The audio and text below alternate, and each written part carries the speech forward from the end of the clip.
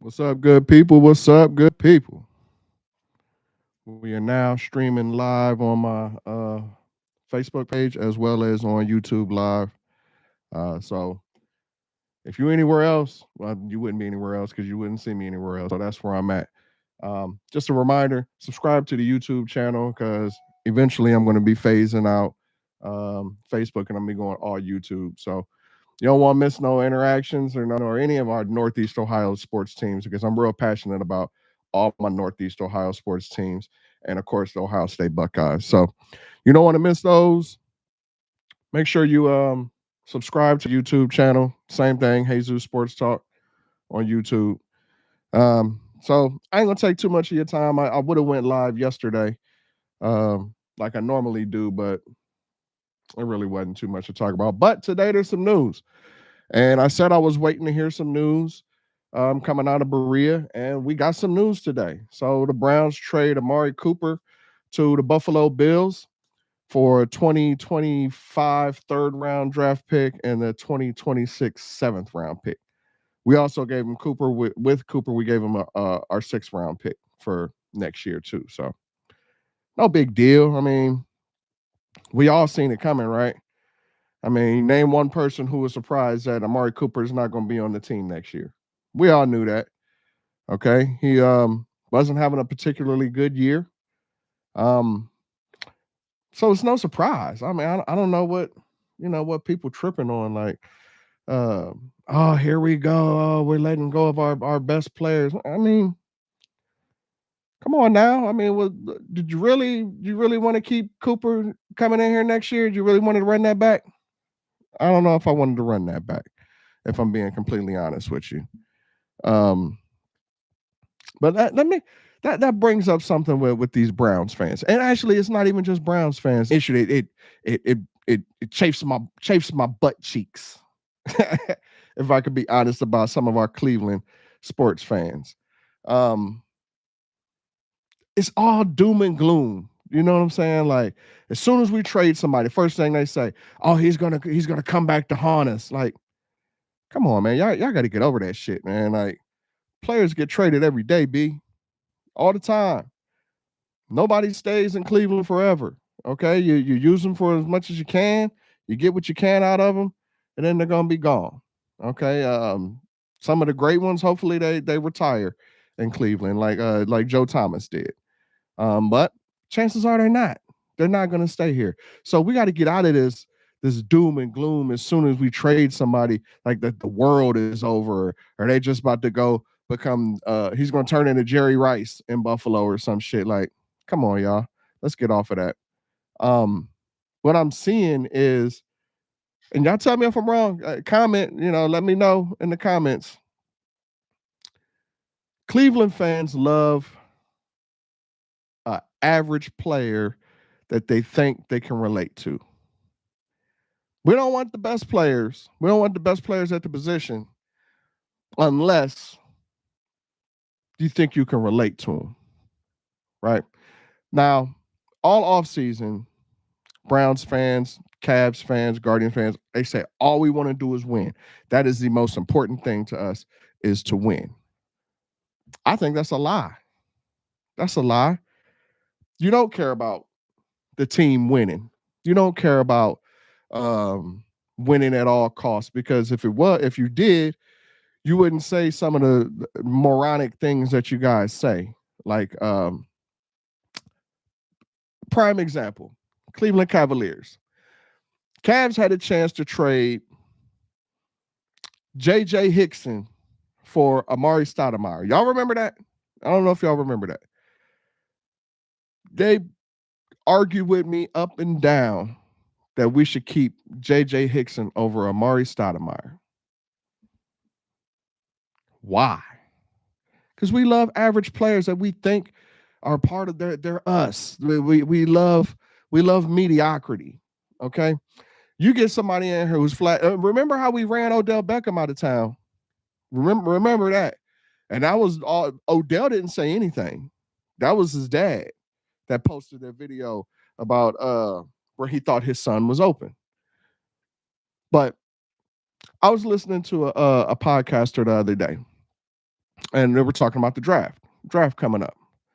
And he says, if you really cared, if I've told you you were guaranteed to go to the promised land with a certain quarterback named Shador Sanders, would you want him? And overwhelmingly, people commented in his comment section said no. He's trash. He's not this. He's not that. He's too flashy. They don't like his dad. They don't like anything about him. All the reasons why. But he just said, if you were assured of getting to the Super Bowl with Shador Sanders, would you be able to? Would you be on board with bringing him in? And they said no, because Cleveland fans would rather have a average quarterback who has moxie, who like a Baker Mayfield who was 30 and 30. The definition of average is a 30 and 30 record, but you felt like he was one of us. So you feel this bond with an average player, but he drinks beer like you, or he does something like you. But if somebody does anything different, it ain't about winning anymore with Cleveland fans. We love an average player that we think we can relate to. We want our players to just shut up and play. We don't want our players to speak out about anything.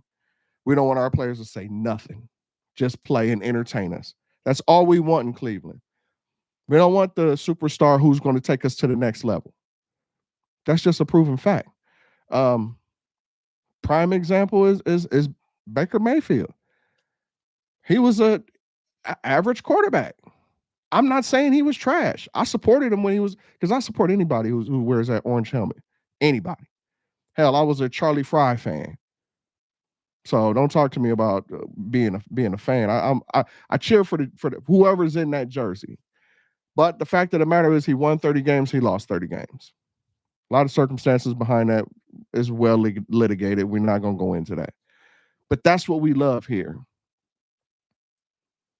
I don't know. I don't get it. I don't know why. So when the trade came out today about Amari Cooper, a lot of the fan base that I saw, now maybe a lot of people didn't see it, but a lot of the people that I saw were like, "Oh man, why did we lose Cooper? Oh, this is terrible. Oh, we shouldn't have lost Cooper." Like, come on now, come on. Like, you don't think we can do any better than Amari Cooper? I do. But as soon as you get the flashy receiver, you had Odell Beckham, ran him out of town. Um, I don't know. I don't know what that is about Cleveland fans, Cleveland sports fans, and that's more than just Browns. That's all sports in Cleveland. So I really didn't want to talk about this Eagles Browns game because at this point I've become emotionally disconnected from the Browns. If and I'm sure a lot of you are the same way too. I no longer get upset about what they're doing or what they're not doing. It's just a comedy of errors.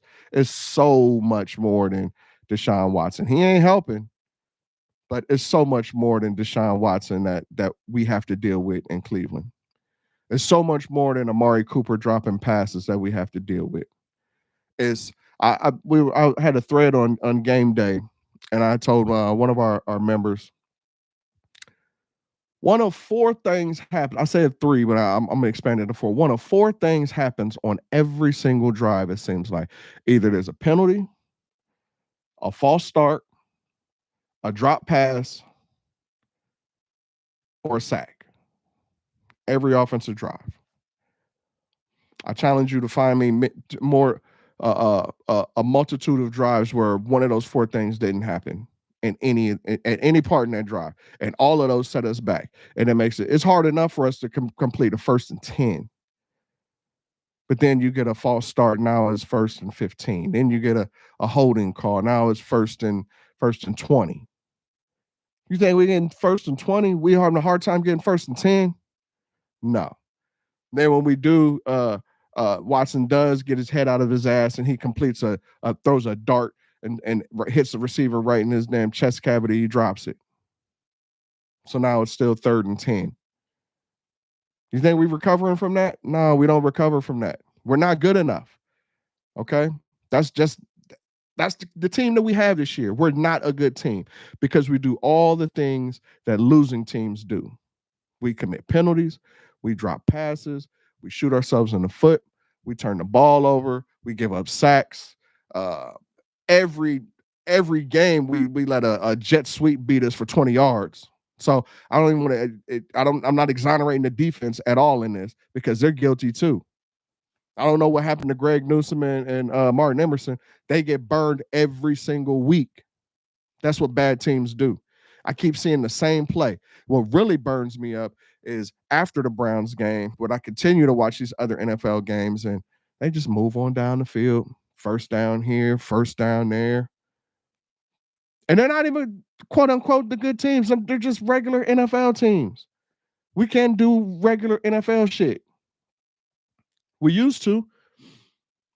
I feel like we're going back to the Deshaun Kaiser days where it was just tough getting the first down. That's where we're at now. We're struggling to get first downs, not points, because the offense didn't score at all this week. No touchdowns. We just want first downs. Can we get those? Jeez. It's that bad. Yeah, it's that bad. We're a bad team, y'all. So we will be picking top 10 in the draft. Maybe top 5. Maybe top 5. My concern is if we are picking top 5, do you trust the people making those picks for us? Right? Nobody wants to put any blame on Stefanski. Do you trust him and Andrew Berry making the picks? Because they picked Jedrick Wills over Tristan Wirfs. How'd that turn out?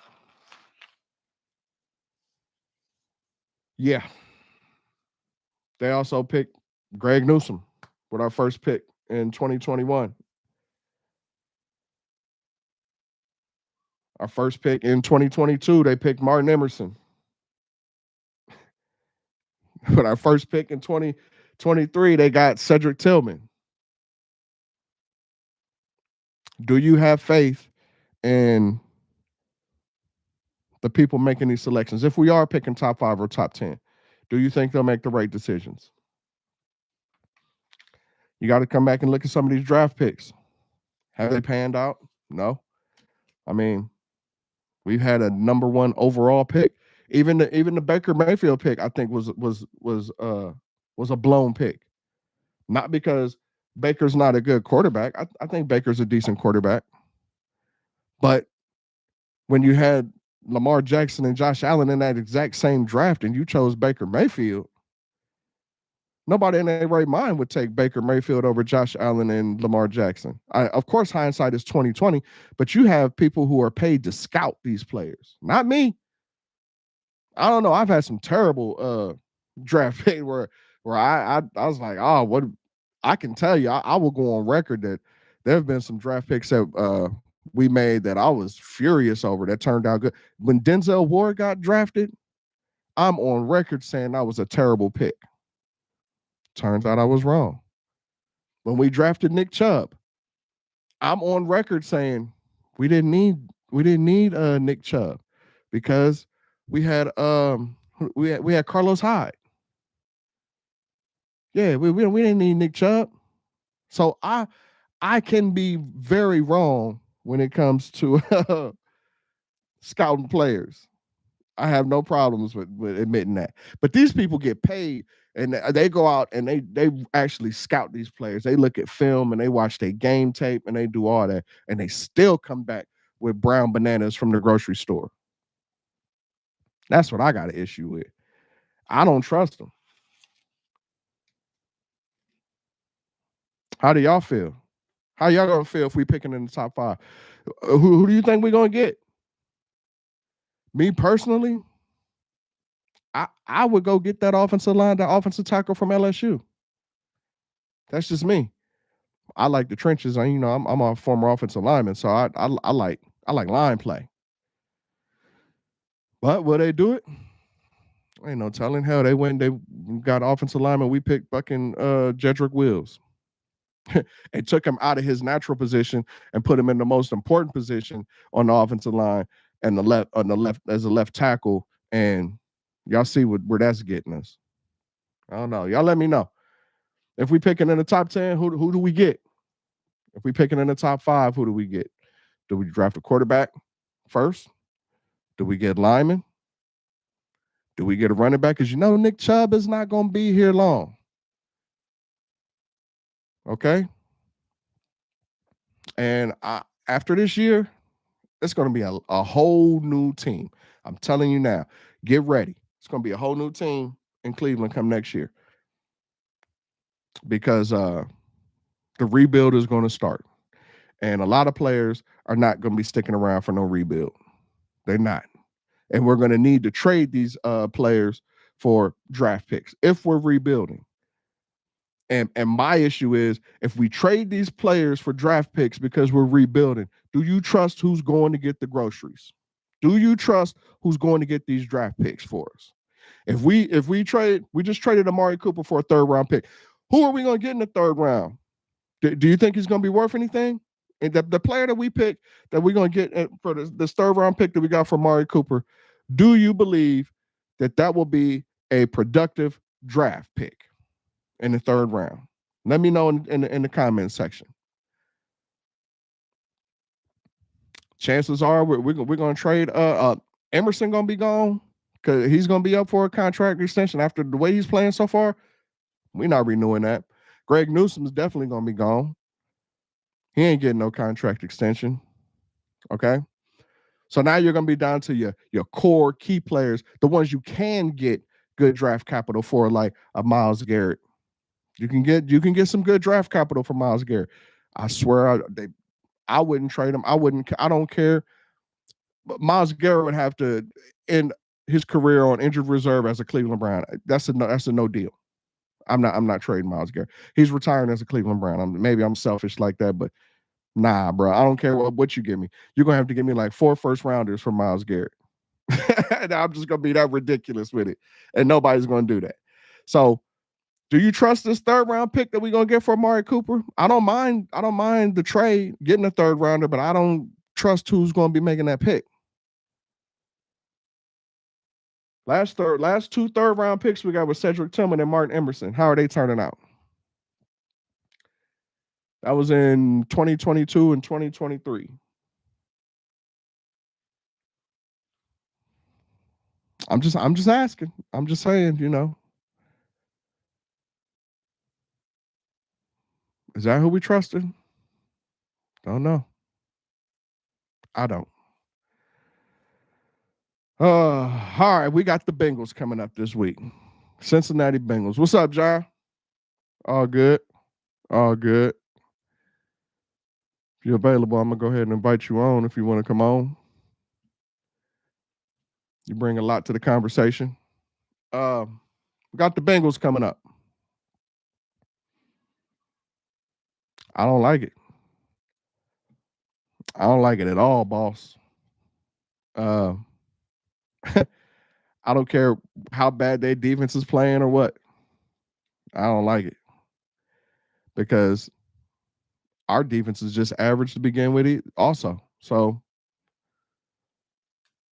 how do you see this Bengals Browns game? We in the AFC North now. We in division games where they really matter. Really matter. I'm and I hate being like this. I'm at such a loss of words with where do the Browns go for here? Where do they go? I know the fans gonna give them the business. And what's it called? Huntington Bank Stadium, Huntington something. I don't know what they call in the stadium these days, but the fans gonna give them the business. What's up, Chad? All good. As they should. As the fans should. All right, we've been on the road. I tell you that first incompletion, or it might turn into Bottlegate. And I was at Bottlegate with my cousin. Yeah. Ain't no telling what's going to happen. It's not going to be pretty. I don't care how many Nick Chubb videos y'all put out this week, Cleveland Browns. I don't care what y'all do to try and put lipstick on this pig to make us excited for this Browns Bengals game. Y'all can give it a crown, the Battle of Ohio, this and that, and I don't care. You're gonna have a hard time keeping them fans off your ass come Sunday, because that's how we are. We're fed up. John asked me about tanking the other day. He said it smells like tanking. It don't sound like winning. It don't sound like winning because Stefanski has shown, but on one hand, I'll say Stefanski has shown that he will drive the bus over the cliff like he did with Baker Mayfield. Baker was hurt. He kept throwing him out there, kept putting him out there. Would not put the backup in. Ran that whole season into the dirt. But at the same time, when you have other players, you had no problem benching. What was your boy's name? That lost the game for Seattle and putting DTR in. PJ Walker. You had no problem benching PJ Walker and putting in DTR. You had no problem then. But it seems like you have a problem when there's a certain stature of a player replacing them if they're playing bad. There's no reason why Deshaun Watson shouldn't be on the bench right now. None. No reason. If you all about winning. And I go back to like our fans saying that, all I want to do is win. No, you don't. Stefanski is not all about winning. Stefanski wants to win his way. When you have coaches who are real leaders, it changes. It's fluid. So you can do whatever it takes at that point to win the game. Stefanski won't do that. You do whatever it takes to, instead of, I got to get this first down on 3rd and 1. Instead of getting Deshaun Watson up under center, handing it off, getting that 1 yard because we have to win at all costs. Oh, no, I want to do it my way. I want to do a jet sweep with the slowest person on the team and Cedric Tillman. The fuck was that? How many times have we watched Stefanski want to do things his way? He's not about winning at all costs. He's about winning his way. The iceberg game when we played the damn Saints, everybody knew, don't throw the ball, run the ball. Yeah, Watson out there throwing the ball over 30 times that day. 30 times that day. They told fans don't even show up to the game, but he got Watson out here throwing the ball over 30 times. Stefanski wants to win his way.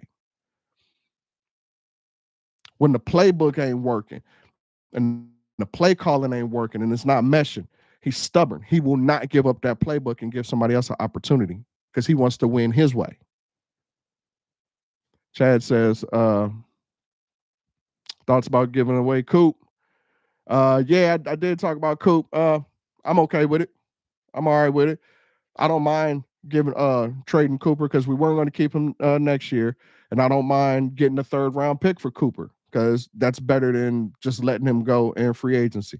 I don't mind that at all. The problem I have is I don't trust who's going to make that pick in the 3rd round for Amari Cooper.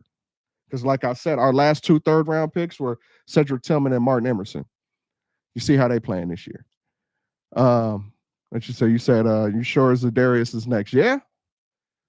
They already talking about wanting Zadarius up in Detroit because they lost Aiden Hutchinson. At this point, what are we losing? What production are we getting from Zadarius right now? Yeah, but for who is Bill Belichick on his way back? Things that's on my mind. Bill Belichick? No, man.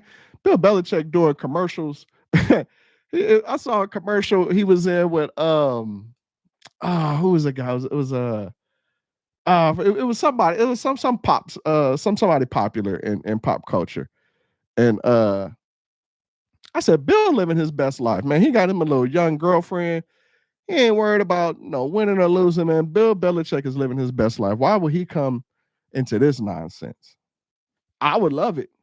I think it would be great. But then again, when you get a Bill Belichick, he's going to want full control of that draft. Do you trust Bill Belichick in the draft? Look at his draft record. He's not as great in the draft as you think he is. All right. Because if he was, he wouldn't have waited till 7 rounds to get Tom Brady. We keeping it all the way 100, right? So I don't know if Bill Belichick would work. I would even pay Nick. Yeah, Nick Saban. Yeah, not Nick Saban. But they man, both of them out there living their best life right now, and they don't have the stress. None of that. None of that. So he said he wanted to coach next year. Yeah. Well, if put Ozzy's ass up there too, man, I would love. Man, listen, if we could get Ozzie Newsome, my favorite all-time Cleveland Brown. Quick story: Ozzie Newsome's my favorite all-time Brown. The first dog I ever had as a kid, his name was his name was Ozzie because of Ozzie Newsome. Ozzie Newsome and Bill Belichick. Whoo, yeah, that would really take us back. But I don't know if that would work. Saban, you're right. Saban wasn't shit in the NFL, but he he's damn near he's the greatest coach of all time in college football. I don't know if he wants to come back and coach these adults that want to dance after every play. Nick or Bill ain't going for that. We know that. They're not gonna give a shit for Zadarius. Nah, they're not. But at this rate, we're having a garage sale, and if you can get $7 for that recliner that with cigarette hole burns in it, you take the $7 for the recliner just to get it out of your garage, right? Yeah, you don't think Andrew and Kevin's getting fired as they just re-signed them? Yeah, I don't think they're going nowhere either. Which is my biggest problem right now. I was really all for Kevin Stefanski and Andrew Berry, man, until I started like peeling back the layers and looking at some of the moves they made and some of the decisions they made, and I don't really think they have winning at all cost in their DNA. I think they want to win their way. And even when their way is not working, they're not willing to change for the win. And that's what I don't like. And I hate to say this about a Mike Tomlin. Mike Tomlin has no problem sitting somebody down and putting in whoever he thinks is going to win. They have identities. These other coaches have teams with a Dan Campbell in Detroit. That pisses me off because Detroit is what the Browns are supposed to be, right? Because we was both in the gutter together and we both started coming up together. They just kept building, and then we started making all these flash in the pan moves, these sexy moves, and they ain't been working out. And Detroit is where Cleveland should be right now. Cleveland should be in those talks, but it's Detroit because they built the culture and they continue to build on that culture. Harbaugh in Baltimore, like them or not, they have a culture. They have an identity. They are going to fucking run the ball, and they are going to play defense and punch you in the mouth. It's simple. They don't need all the great wide receivers because they're going to run the ball. They have an identity. But I don't. What is Kevin Stefanski's identity? What is the Browns' identity? What do we hang our hat on? We can't say it's defense. We can't say it's running the ball because, hell, it could be a blizzard and Kevin Stefanski going to throw the ball 30 to 40 times. That's not our identity, running the ball. We lost. We out here really just living day to day, man, paycheck to paycheck. We don't have no identity. So we can get all the draft picks we want for all these players. I don't trust them making the picks. Seamus said, Buffalo canned Dorsey for a reason. Kevin trying to make it work, and it isn't. Is he really trying to make it work with Kevin? With Ken Dorsey? I don't know. Hell, let him call the plays. Let's see what it looked like.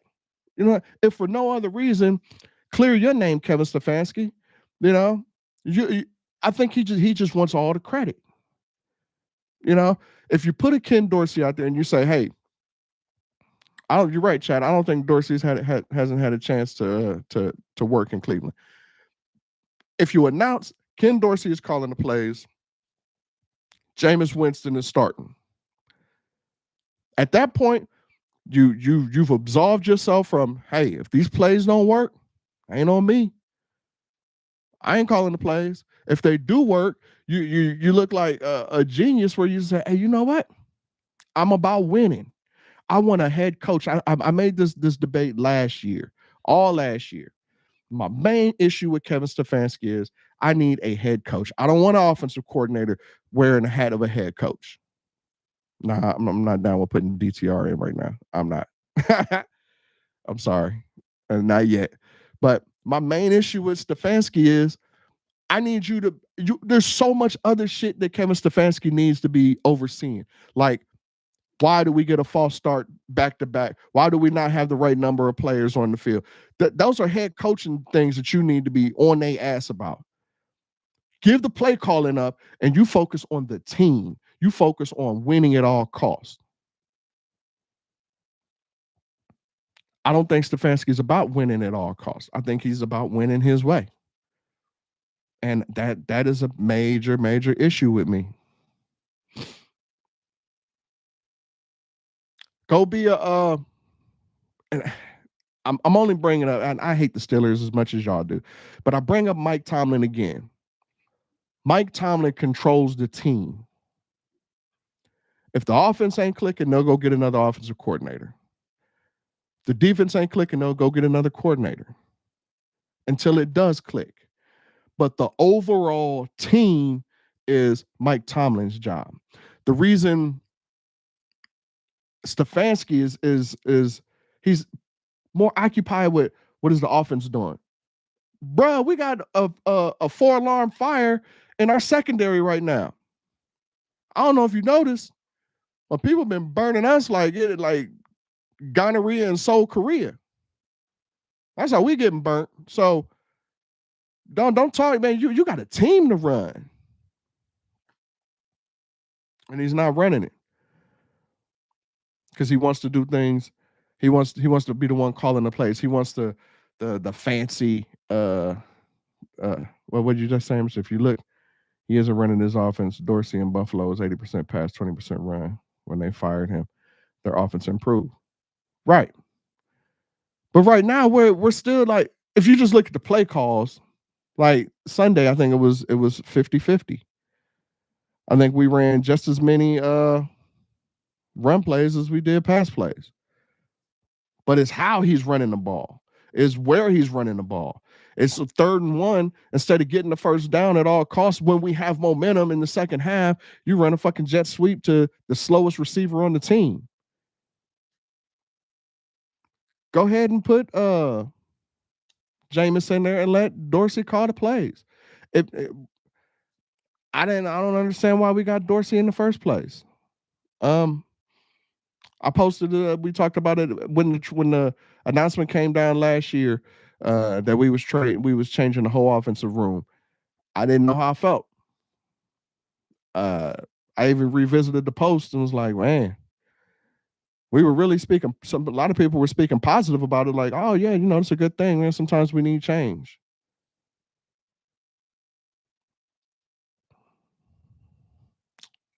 And now look at it. I wonder if a Bill Callahan stays if Alex Van Pelt is still there.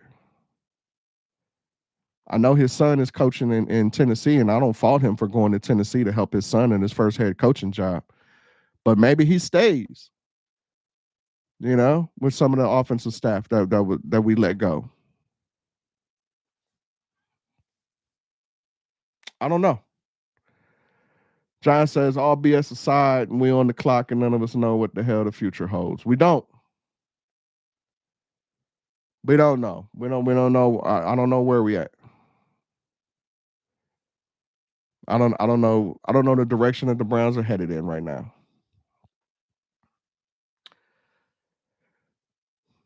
Again, I'm waiting to hear more breaking news out of Berea, other than, okay, yeah, we got a 3rd round pick for Amari.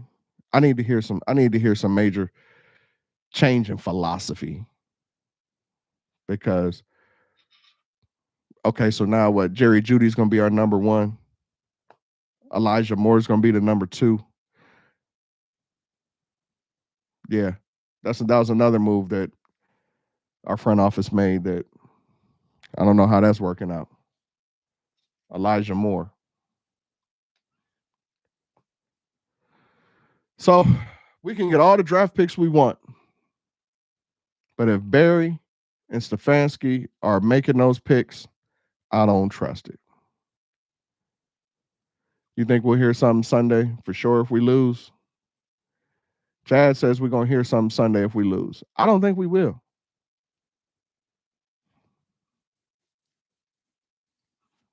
I think Stefanski is going.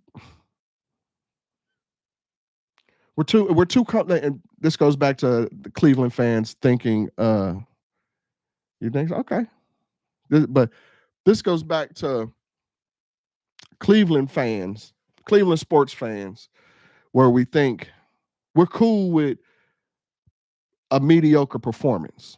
We're cool with a couple individual awards. For example, we're going to hold this. Oh, Stefanski won Coach of the Year twice, and if they decide to go a different direction, you watch how many people say, "Oh, that was the dumbest thing ever. Who the hell fires a coach, a two-time Coach of the Year?" When we see it may need to happen. Either you're gonna do what's necessary to start winning some games at all costs, or you want to keep doing it your way, and it ain't working, and you're gonna still keep doing it, then you gotta go. But we love that two-time Coach of the Year award. We love the little shit like that, even though we need to make a big move that's going to take us to an AFC championship game. I'd rather have a coach that has an AFC championship game under his belt instead of a coach of the year. That's more impressive to me. I don't know about y'all. Some playoff wins. That's important to me. Um, it's cool that, we got assistant. Jim Schwartz got assistant coach of the year. That's cool. That's cool. Yeah. Defense looked pretty good last year. You was new on the scene. You can't maintain that. I mean, our secondary every week. We still ain't figured out how to stop the damn a reverse or a jet sweep. Our defense, this almighty defense that we got, gives up a jet sweep every week. We can't finish like this. Paul did. That's the chase. See, there you go, Chad. Comment of the day: when is he going to fire Paul? Paul DePodesta is the one that needs to go, in my opinion. After further consideration, that's who I think has too much input in these draft picks. Now, we get rid of Paul DePodesta. Now I feel okay with that third round pick that we getting for Amari Cooper. Now I feel okay making that pick. Now I feel okay drafting in the top 10 because our team is going to suck this year and we're going to be picking in the top 10.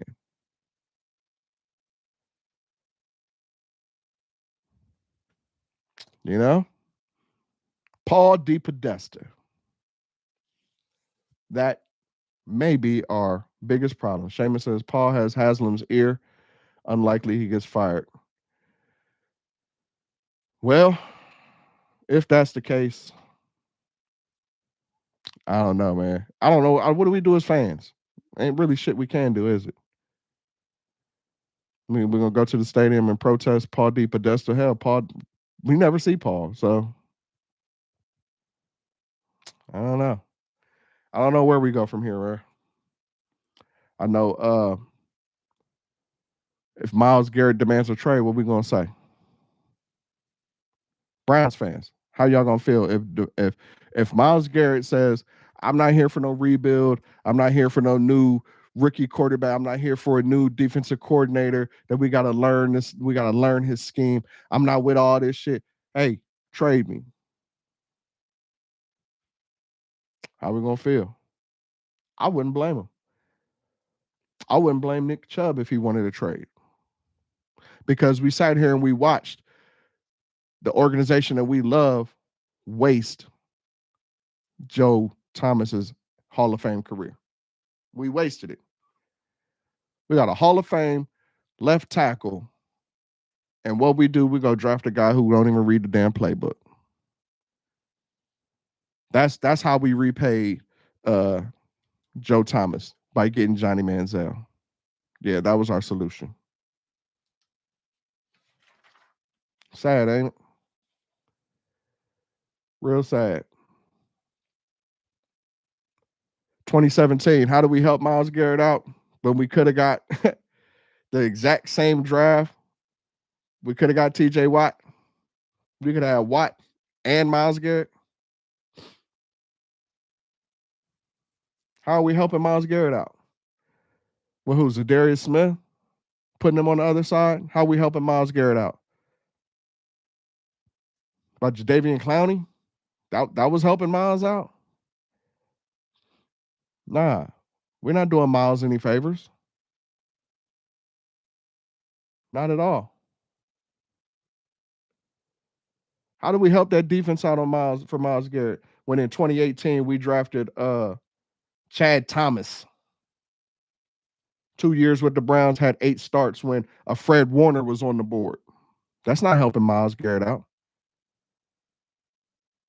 Yeah, the same Fred Warner that has started every single game since he's been in the league, has 793 tackles, 3-time All-Pro, 3-time Pro Bowl. That's how we helping Myles Garrett out, by we got Chad Thomas instead, who became a rapper in 2 years. I wouldn't blame Myles if he wanted to go.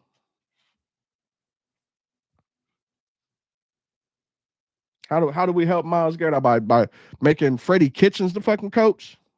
That's how we help the team out. Oh yeah, we're gonna win. We got Freddie Kitchens as a coach.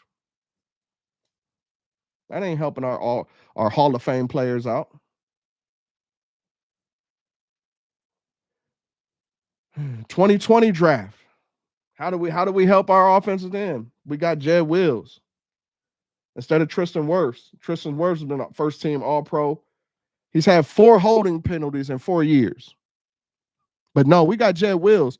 He'll get 4 holding penalties on 1 drive and add in a couple false starts just for shits and giggles. That ain't helping the team. Yeah, we got that same 2020 draft. Could have had, because instead of the first round, we got Jedrick Wills. How do we help our quarterback out? Nah, we ain't draft CeeDee Lamb, Justin Jefferson, Brandon Ayuk, T. Higgins. They was all available in that 2020 draft. CeeDee Lamb, Justin Jefferson, Brandon Ayuk, and T. Higgins were available. We got Jedrick Wills. Yep. Helping the team out. How are we helping our players out? I just don't have no faith in it. Any thoughts on moving Wills to right tackle? At this point, man, why? We're gonna move him to right tackle. Who's gonna play left tackle? Who has shown that they can play left tackle on our team? We need a left and a right tackle. DeJuan Jones is not who Bill Callahan thought made us think that he was. Bill Callahan had us thinking, oh, we got a diamond in the rough. No, we just got the rough. There wasn't no diamond in there. Callahan was shining up the hell out of that diamond, but there ain't no diamond. Jeez. Yeah. Again, everyone wants to look, oh man, look how Baker's doing. Now, I don't look at it that way. I say, look at how look how Lamar Jackson is doing, because that's what we could have had. Look how Josh Allen is doing, because that's what we could have had. Baker's not doing anything in Tampa Bay that he didn't do in Cleveland. Nothing. He had those exact same games he's having in Tampa he had in Cleveland. And his best game still ain't better than Lamar Jackson or Josh Allen. I don't care what nobody say. I'll still take either one of them over Baker Mayfield. And who wouldn't? But we didn't. I don't trust who's making these picks.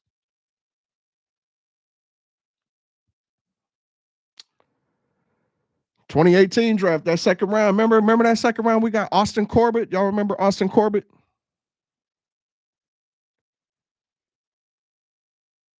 Yeah, Austin Corbett. Let me remind you, he was with the team for 3 years.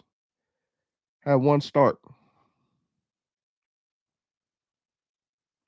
He played 14 snaps his rookie year and one snap his second year. That's what we used our second round draft pick on. Austin Corbett. I don't trust who's making these picks. Austin Corbett. He busted in Cleveland, but yet left, went to the Rams, started every down, won a Super Bowl, contributed, did very well for himself with the Rams. So clearly he wasn't a bust. He just didn't work with us.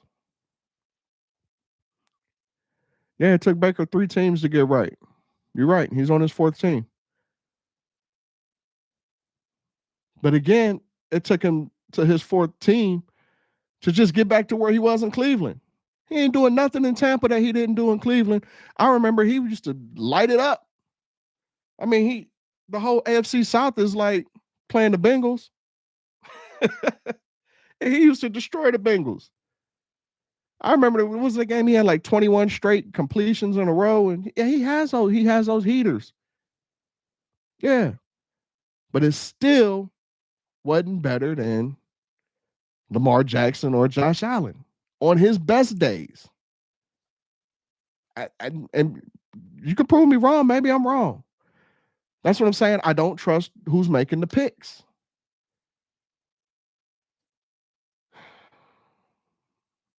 Boy, oh boy.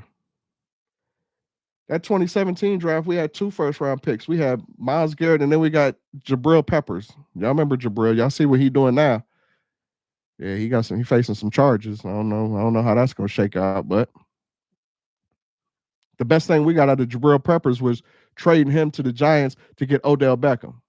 That was his biggest play for us. Was using him to get Odell. Yeah.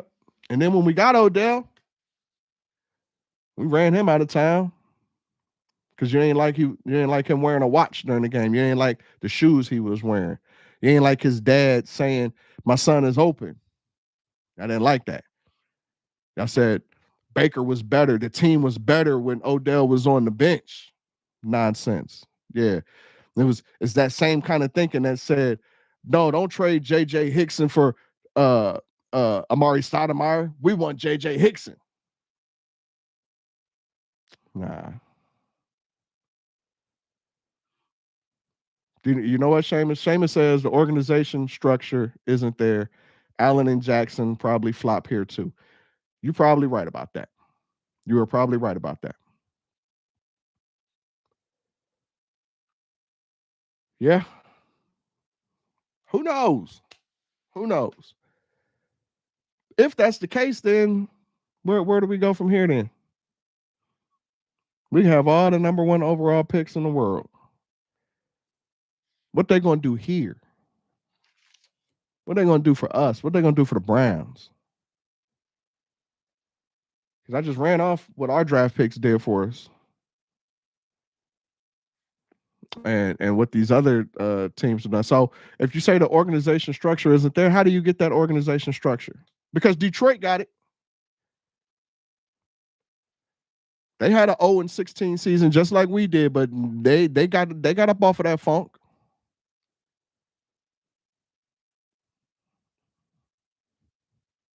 So how do you do it? You change the culture with your coach, in my opinion.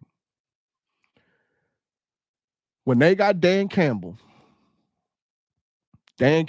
is a player's coach. He was a meathead. If I'm don't Don't make me feel bad for calling him a meathead. But he was the one who said, I'm going to bite the kneecaps on the way up. And we all laughed at him. And we cracked jokes. And his players loved it. And his players take on that personality of their coach. Whether you want to believe it or not, players take on the personality of their coach. The Steelers take on the personality of Mike Tomlin. The Lions take on the personality of Dan Campbell. We have taken on the personality of Kevin Stefanski. And it shows, because when players jump off sides, don't nobody get mad. Don't nobody say nothing. When we have drops that end drives, don't nobody get in the player's face. No leadership. Because it's just like the coach. Coach ain't going to say nothing. All we're going to say is, oh, we got to be better. That's the personality of our coach. That shit's soft. The shit is soft. Now, Browns fans ain't gonna want to hear it here. But I'm giving you the facts. I'm giving you the truth, man. The shit is soft in Cleveland. Soft. We played the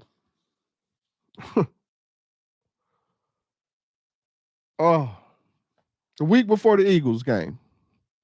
They had 4 different players had a run of 10 yards or more. So everybody got a piece. They're just passing us around like a joint. Everybody got some. They ran a jet sweep on us for about 15 yards. Every team we've played has run a jet sweep on us. That's embarrassing. Every week, Greg Newsome's somebody catching a ball over his head. Every week, Emerson's getting dunked on. Receiver taking the football off the top of his helmet. Every week. We taking on the personality of our coach, and that's Kevin Stefanski, and he's soft. He doesn't demand no accountability. We went to the fucking Greenbrier, the fucking resort for training camp, while the Steelers was hitting. Yeah, they was hitting.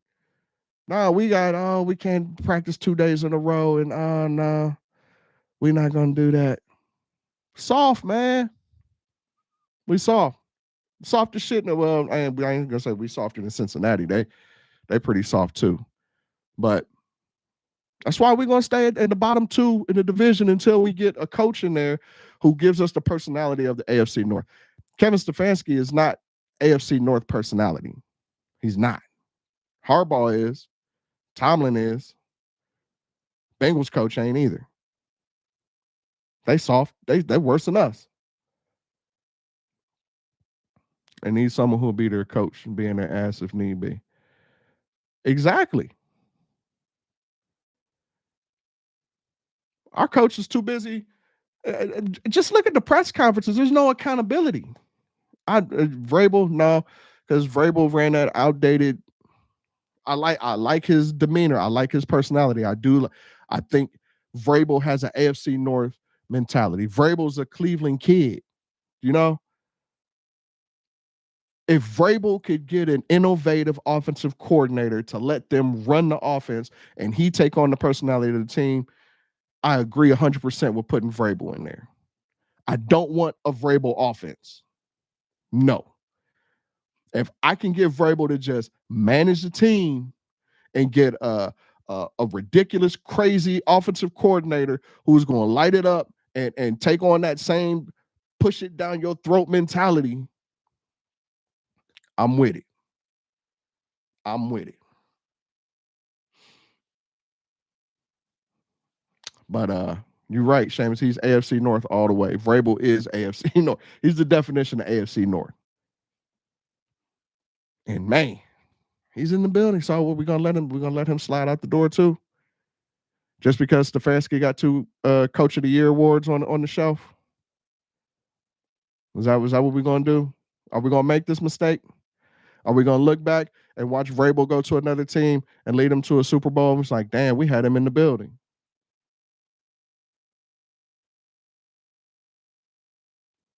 Dale, what's up, Dale? He says, I think the team quit on Watson. Put one of the other quarterbacks in, and I bet you see some life out of this team. That's possible. I don't know. I don't know if they quit more on Watson or if they quit on this offensive scheme. I think they quit on The idea that we think we have the receivers to go 5 wide empty set so much. We don't. Okay. Our receivers are slow. You can't tell me one person on our offense where a defense says, "Oh, we got to double team him. Oh, we got a game plan for him." Until Nick Chubb comes back, and then we don't know what we getting back with Nick Chubb. There's not one person on our offense where you say we have to game plan for him, quarterback or position. Yeah, Buffalo canned Dorsey because he didn't want to run the ball. You're right. They did. So he fit in perfect with Stefanski because Stefanski don't want to run the ball either. Y'all remember that game against the Saints where it was -20 and we threw the ball 30 times? Y'all remember that game? Stefanski ain't running the ball like that. He wants to run this 5 wide offense with tight ends trapped in wide receiver bodies. We don't have the receivers for that, man. We don't. He too busy. Like, he trying to win his way, man, and the shit ain't working, man, and it's frustrating. I know we all frustrated too. And now we got the Bengals coming in this week. So the Browns are going to have to fight the Bengals, and they're going to have to fight the fans. Because it's going to get ugly. And this is, mark my word, if you're watching the game, you're going to hear the announcer say, wow, either the stadium is overrun by Bengals fans because the Browns sold their tickets, they voicing their displeasure that way, or you're going to hear them booing loud. The Boo Birds will be out. The Boo Birds are going to be out during player introductions. I don't care if Nick Chubb out there or not. They booing the whole team. He gonna catch some of it too, just because he gonna catch some strays. And we all love Nick Chubb. Nobody can say anything bad about Nick Chubb. He's like Jose Ramirez, but speaking of which, it's about time for the damn Guardians game. I'm about to get up off of here. I'm gonna watch these Guardians getting these Yankees behind. But I'll finish up by saying I'm okay with the Amari Cooper trade, but I don't trust who's going to be making that 3rd round pick that we got for Amari Cooper. And I've explained why I don't trust it, because of what we've done before in the past. In 2017, we could have had Myles Garrett and TJ Watt. We didn't. 2018, we could have had Lamar Jackson or Josh Allen instead of Baker Mayfield. We didn't. We could have had Fred Warner instead of Chad Thomas. We didn't.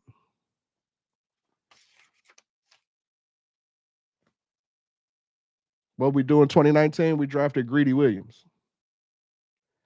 And A.J. Brown, DK Metcalf were available.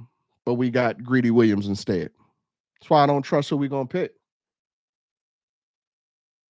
2020, we got Jedrick Wills instead of Tristan Wirfs, who's only had 4 holding calls in 4 years.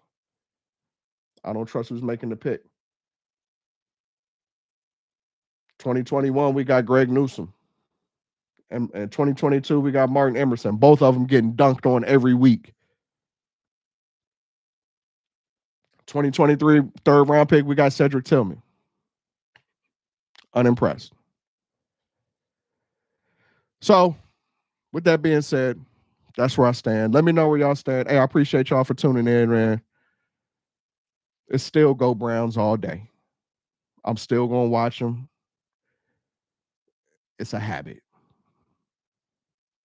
We're loyal, right? We loyal Browns fans. So check back in with me next week. I'm sure we're going to have plenty more to talk about next week. More things are going to be coming. All right. Go Browns.